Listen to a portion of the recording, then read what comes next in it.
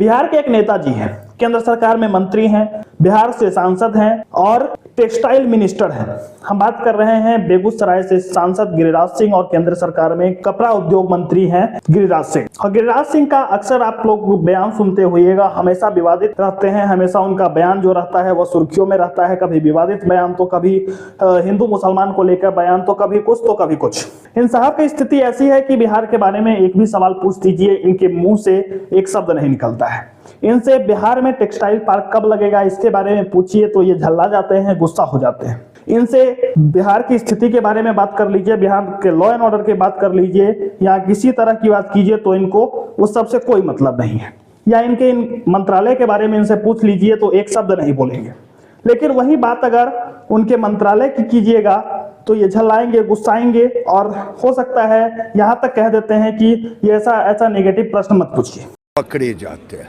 Sir, एक आपके मंत्रालय का सवाल है कि आप लोगों का ड्रीम प्रोजेक्ट पीएम मित्र पार्क को लेकर के जो आपने फैसला लिया, 7 राज्यों को आपने चुना, अब बिहार से आते हैं, बिहार को सर एक भी पार्क नहीं मिला, बिहार के लोग सवाल उठा रहे हैं। नहीं, सवाल नहीं उठाने का है जी।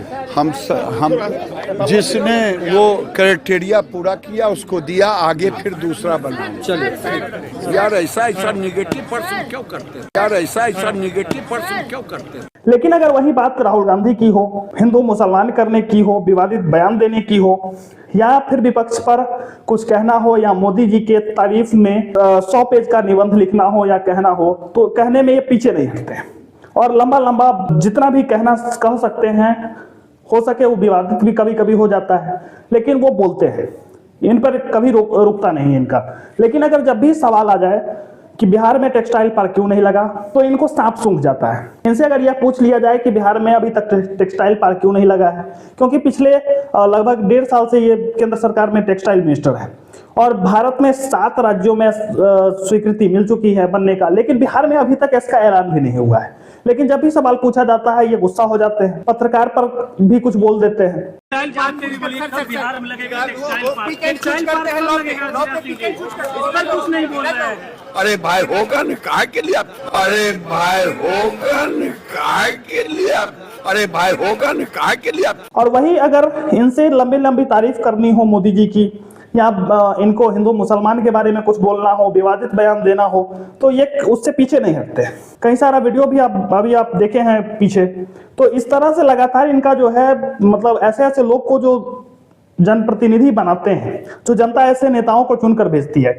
और खास बात यह है कि ये लोग अपने कामों से नहीं जीतते हैं, बल्कि मोदी जी का जो लहर था 2019 में और 2014 में, इस दोनों लहर में ये साहब जीत गए। खैर, बिहार में ऐसे नेता की कमी नहीं है, लेकिन ये साहब कुछ अलग ही हैं। इनसे इनके मंत्रालय के बारे में कुछ नहीं पता।